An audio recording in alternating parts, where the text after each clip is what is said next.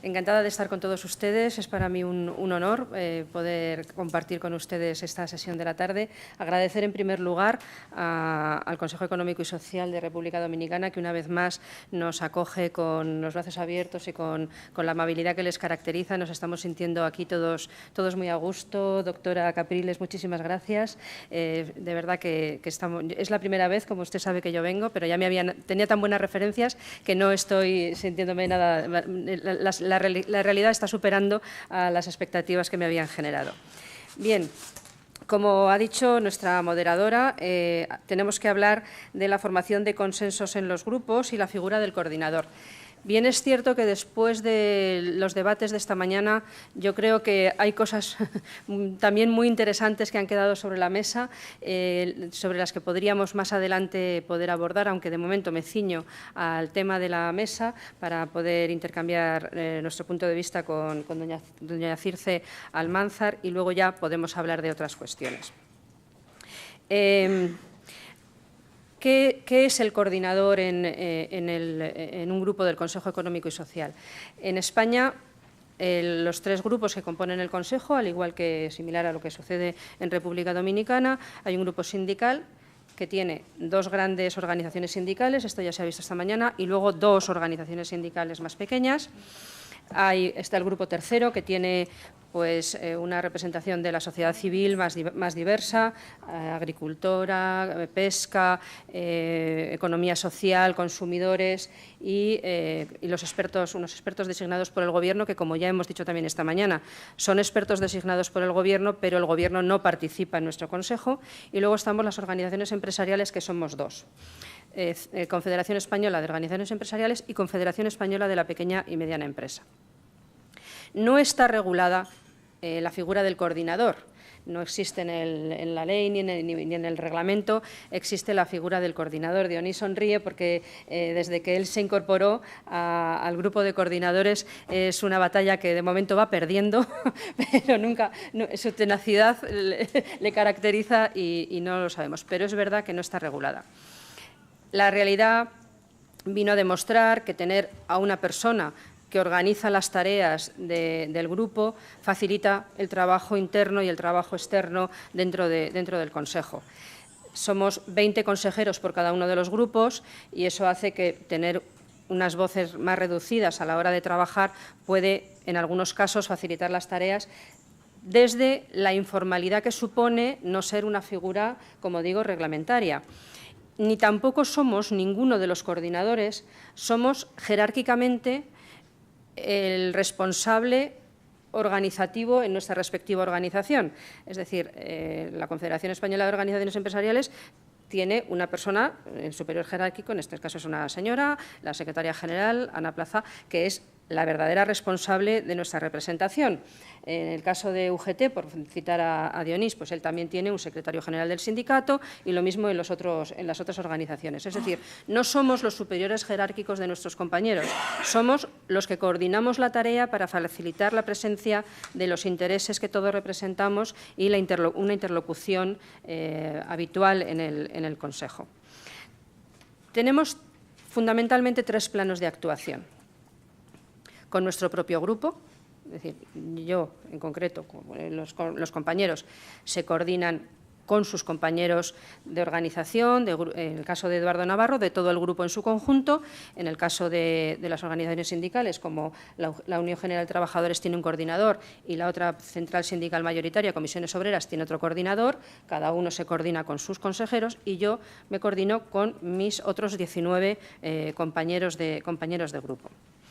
Tenemos luego una actuación dentro del CES. Es decir, al presidente y a la secretaria general del Consejo le resulta mucho más fácil iniciar relaciones con los coordinadores de cara a tener que poner en marcha cualquier proyecto del tipo de que se trate, desde un curso de verano hasta la delegación que venimos aquí o cuestiones como pues, la presentación de los presupuestos anuales o cantidad de cuestiones que damos pensar del día a día del Consejo. Indudablemente, una tarea previa de interlocución en un grupo reducido siempre facilita las cosas antes que en la comisión de trabajo, en el pleno, donde corresponda la aprobación de la decisión, se tenga que llevar, que ya las cosas van más trabajadas. Pero luego, nosotros como coordinadores tenemos una labor fundamental y ahí es donde empezamos a construir el consenso, yo creo, si me permiten los compañeros. El consenso del Consejo, yo creo que se empieza a construir, aunque de manera informal, en el grupo de coordinadores. Nosotros tenemos que ponernos de acuerdo previamente en muchas cosas, incluso si la Secretaría General nos plantea una norma del tipo interno que sea, podemos tener nosotros unos contactos previos de cómo organizaciones queremos ser tratados o queremos que se recoja nuestras inquietudes en esa norma. Pero si queremos hacer, y esta mañana han salido varias cosas, un informe de iniciativa propia, los primeros que tenemos que estar de acuerdo en que ese informe puede salir adelante somos los coordinadores. Lógicamente, siempre consultando, cada uno sabemos a quién tenemos que consultar en nuestra organización, a nuestros superiores, pero la tarea está en ser capaces de ponernos de acuerdo. Cada grupo tiene sus especialidades. Yo les cuento en el caso de las organizaciones empresariales. Como les he dicho, somos dos organizaciones empresariales, la de las grandes empresas, para entendernos, y la de las pequeñas empresas. En España es una de las pocas experiencias en Europa donde la Confederación de las Pequeñas Empresas está dentro de la de las grandes. Es decir, que la confederación que se denomina CEPIME es miembro de la Confederación Española de Organizaciones Empresariales. Mi tarea también para construir el consenso consiste previamente en poner de acuerdo a los grandes y a los pequeños. Por ejemplo, si nos ponemos ante una cuestión como horarios comerciales, pues lógicamente las grandes superficies tenderán a querer tener abiertas las 24 horas, los 365 días del año. Y el pequeño comerciante de una tienda pequeñita con un empleado o con ninguno, que lo lleva él y un hijo, pues querrá tener un horario comercial más pequeño. Entonces, ¿cómo formulamos una posición única? Porque nosotros, como grupo empresarial, siempre tenemos que presentar una posición única ante cualquier cuestión que se debata en el Consejo, pues esa es una tarea que indudablemente nos corresponde a los coordinadores. ¿Qué me parece como elemento fundamental a la hora de construir un consenso, bien interno o bien con el resto de los grupos? Querer ponernos de acuerdo. Esta mañana Dionís nos ha explicado de manera muy pedagógica el camino para la construcción del consenso. Yo, que como ya se ha dicho, vengo del campo de la formación, también creo en la formación por la experiencia. Y llega un momento que ya son los años de trabajo los que te hacen saber y tener el olfato de por dónde van a ir las cosas y por dónde no, dónde están tus límites, dónde están los límites del de enfrente, y eso no se aprende en ningún manual. Eso lo llevamos trabajando y lo vamos aprendiendo, unos con mejores resultados que otros, pero lo aprendemos con los años, porque la formación por la experiencia creo que es fundamental. Entonces, para construir un consenso del tipo que sea, los que nos sentamos a la mesa tenemos que tener la voluntad de que un acuerdo es importante. Y tenemos que tener también muy claro cuáles son las líneas rojas que cada una de las partes tiene.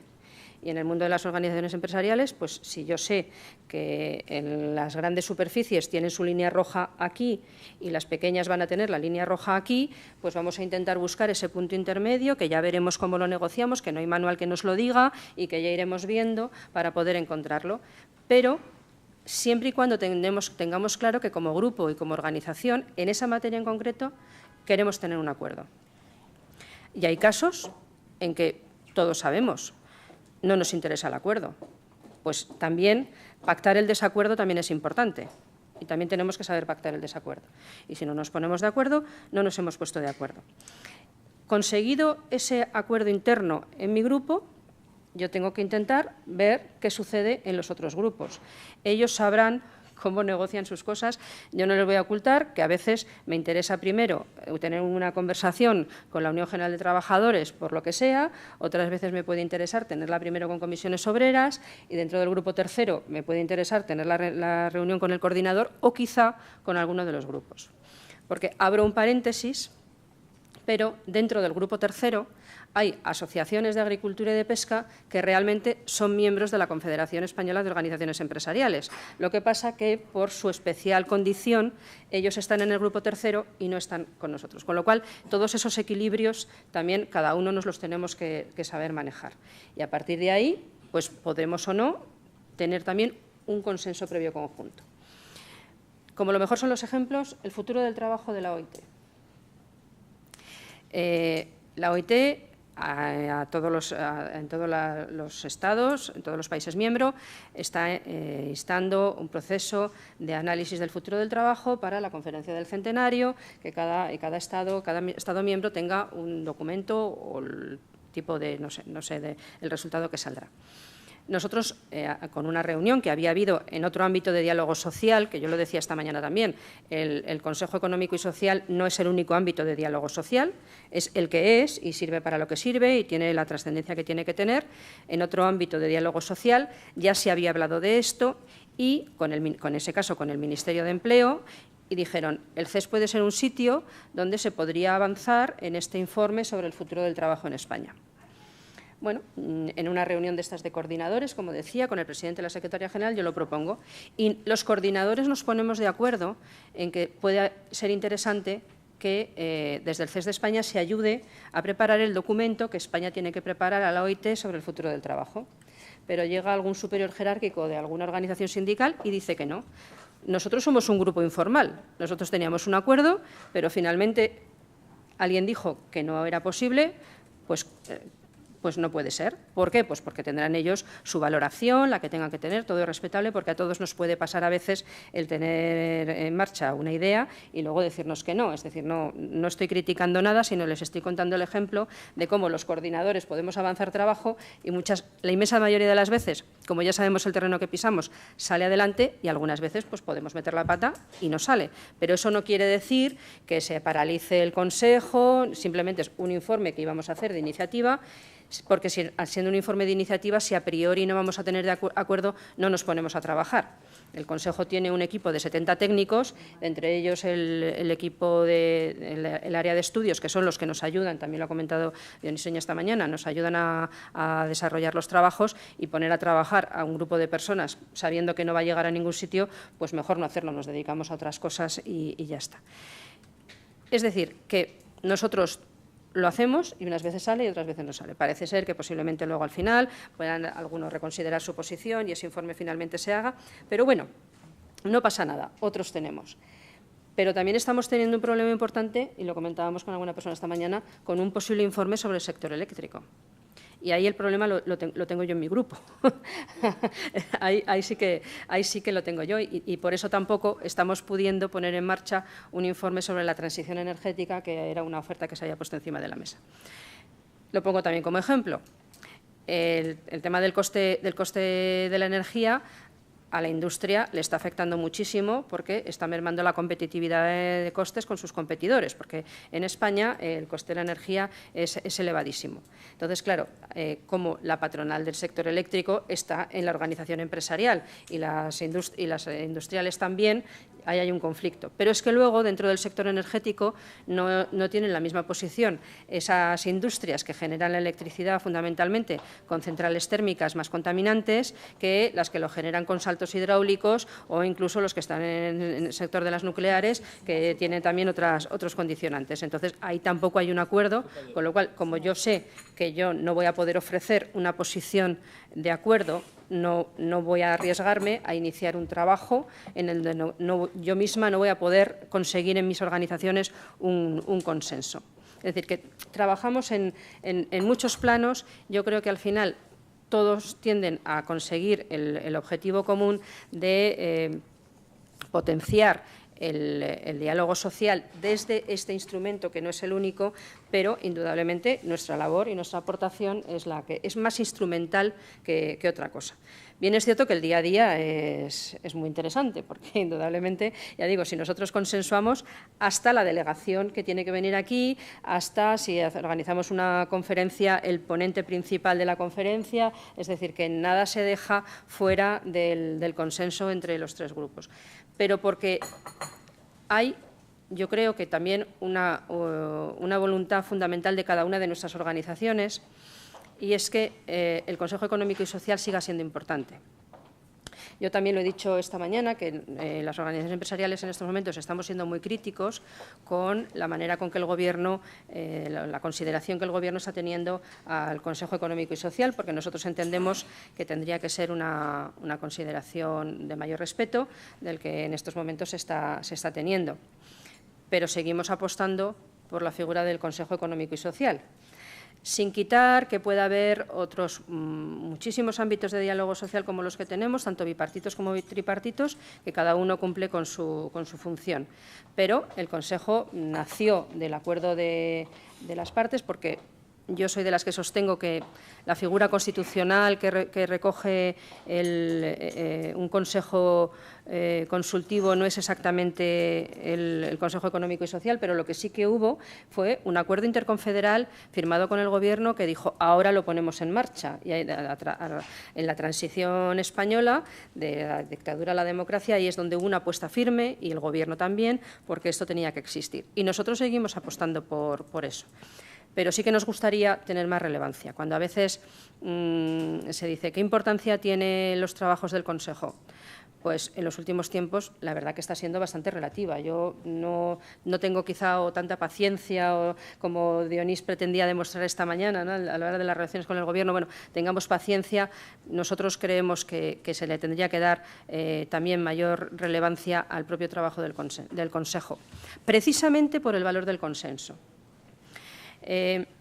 Hicimos ya hace unos años un informe sobre el sistema educativo, justamente cuando se intentaba negociar un pacto de Estado por la educación, que todavía no se ha alcanzado en España, y el Gobierno no le hizo ningún caso a un informe que estaba basado en el consenso,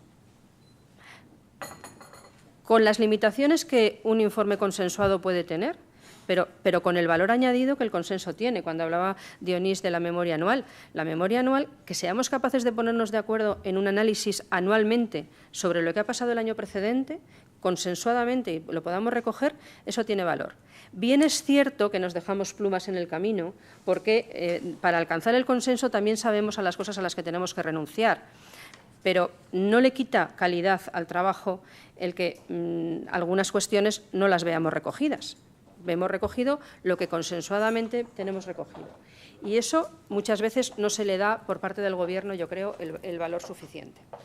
Ahora, este año, con el nuevo panorama parlamentario, el Gobierno no desarrolla estos tecnicismos ante proyectos de ley que puedan pasar por el Consejo para ser informados. Son proposiciones legislativas que se presentan directamente en el Parlamento, y entonces el Consejo Económico y Social no ve ninguna, porque no existe técnicamente el anteproyecto de ley del Gobierno, porque todos son proposiciones legislativas de los grupos parlamentarios presentados directamente. Es decir, no estamos participando, no podemos acceder a informar al Gobierno de ninguna de sus iniciativas, porque el Gobierno no tiene las iniciativas.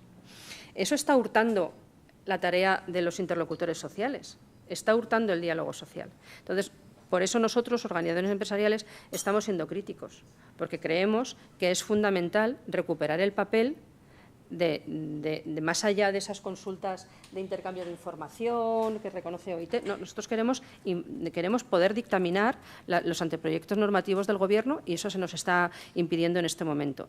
Y eso, cuando lo hemos hecho y han sido dictámenes, la diferencia entre informe y dictamen es que el informe es de iniciativa y el dictamen es la contestación que le damos al Gobierno. Si son dictámenes consensuados, siempre han sido mejor atendidos por el Gobierno que cuando han sido dictámenes en los que cada uno ha manifestado sus puntos de vista, etcétera. Quiero decir que me parece importante que el Gobierno debería recuperar esa confianza en los interlocutores sociales para poder seguir opinando sobre sus anteproyectos legislativos, si es que vuelve a retomar esa actividad. prelegislativa para entendernos. Todo esto no quita que, cuando muchas veces se critica que el consenso, como no podemos ver reflejadas todas nuestras posiciones, no nos interesa, yo prefiero la relación bilateral, lo hablábamos antes con Fernando. Eso no lo quita, es decir, una cosa es trabajar en el Consejo y tener los puntos de consenso, y otra cosa es las relaciones bilaterales que con el Gobierno, con los grupos parlamentarios o donde corresponda, cada organización mantiene y seguirá manteniendo. Y eso no tiene nada que ver con que, por otra parte, en el Consejo Económico y Social podamos desarrollar nuestra actividad. Dicho todo esto, de todas maneras, y al hilo de lo que ha salido esta mañana, yo creo que, aun con todo, y defendiendo la importancia de los consejos económicos y sociales, al menos de los que conocemos con esta estructura, tenemos que repensar nuestro papel. A mí me parece que el cuestionamiento generalizado que se le está dando a la democracia representativa, al menos en Europa, se está viendo de manera muy palpable, desconozco si aquí también, en España es muy evidente, nos está llevando a que quizá, y esta mañana Marisa lo sacaba, no sé si estamos realmente como organizaciones y como organismos dando respuesta a las verdaderas inquietudes de la sociedad hoy día. Pero, claro, un organismo como el Consejo Económico y Social funciona en función de, valga la redundancia, de los que lo componemos.